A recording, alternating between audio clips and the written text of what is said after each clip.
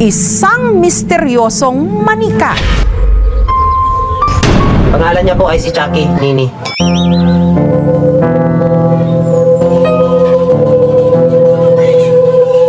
Bata pa ako noon, nandito na yan si Chucky Nini sa bahay namin. Natandaan ko pa noon, takot na takot ako sa kanya dati.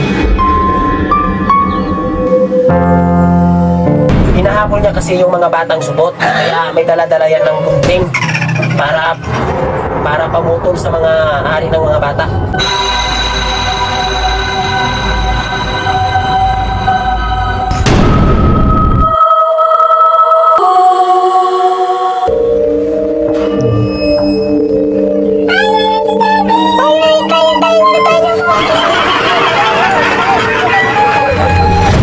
Ngayon ay binata na ako, umalis na dito yung dating nakatira. Si Chucky Nini, iniwan lang din nila. Itatapon ko na sana yung map. Kaso, naawa ako dahil may mga buhay din yan ang mga manika. Kaya yun, nilagay ko na lang siya sa drawer na nilalagyan ng mga damit ko. Hindi ho ba kayo natakot, sir? Kayo na po mismo nagsabi na parang may buhay yang si Chucky Nini. Hindi naman.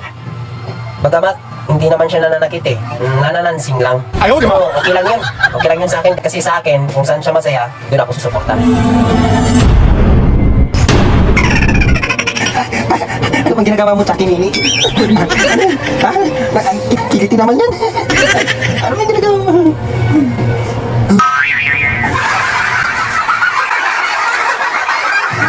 Ano yun? Chucky, ba't nilagyan mo ako ng Chucky Nini? Ikaw talaga, langhiya ka. Sir, nagpaparamdam na po ba yung kababalaghan niyang manika? Hindi naman siya totally nagpaparamdam. Pero minsan nagpapakita lang. Saka may mga nangyayari. Madalas siya napupunta sa ibang pwesto. Kaya nalaman ko at ramdam ko na may mga nangyayari.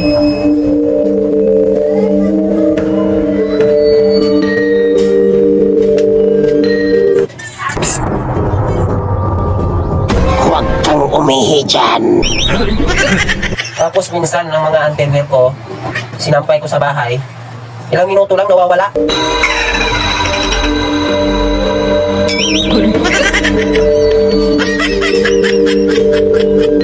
Tapos nakikita ko na lang, nandyan lang pala sa gilid ng kama ko.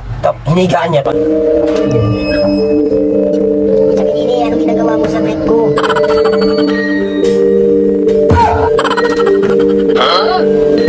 Ito yung pinakamatindi. Hindi ko alam kung paano niya nagagawa to Kasi madalas, nawawala yung cellphone ko bigla-bigla lang. Tapos nakita ko na lang, hawak-hawak niya yung cellphone ko. Hindi ko alam kung anong ginagawa niya Sa kalagitnaan ng interview, may kakaibang tunog na nai-record ang camera. Pakinggan po natin. Gaya ngayon, wala dito yung cellphone ko, tingnan mo. Wala nga. Sir, di mo ba yung naririnig? Parang cellphone ko yun Parang dun sa kabilaw. Tayo natin. Kita mo lang yun.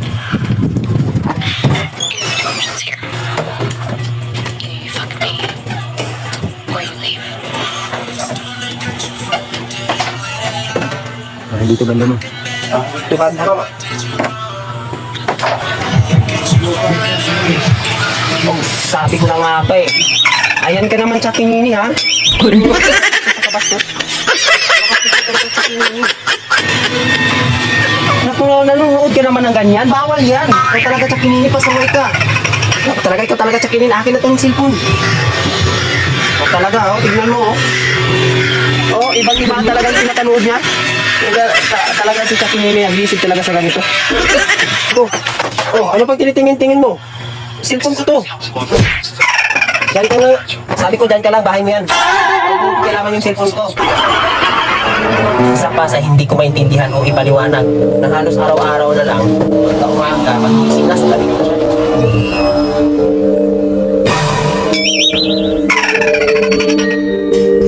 Tapos minsan, pag inaamoy ko yung labi niya, parang amoy buras ng lalaki.